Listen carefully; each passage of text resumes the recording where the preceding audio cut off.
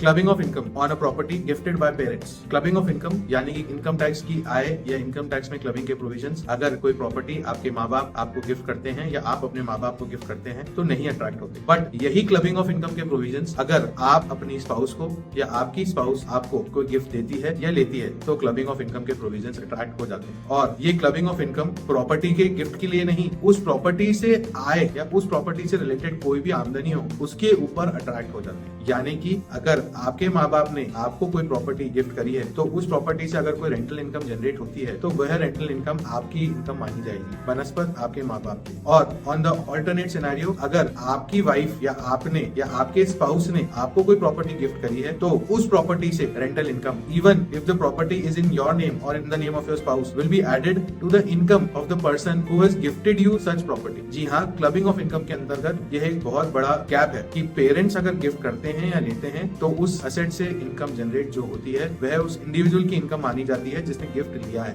और अगर वही इंडिविजुअल अपने स्पाउस से गिफ्ट लेता है तो even after receiving the gift from her और his spouse then the income is still included in the hands of the person who has made the gift और द डोनर। तो इसलिए इन provisions को समझते हुए आप अपनी इनकम टैक्स रिटर्न सही से बने और प्रॉपर डिस्क्लोजर करें। For more such videos, stay tuned and follow legalfactory.in.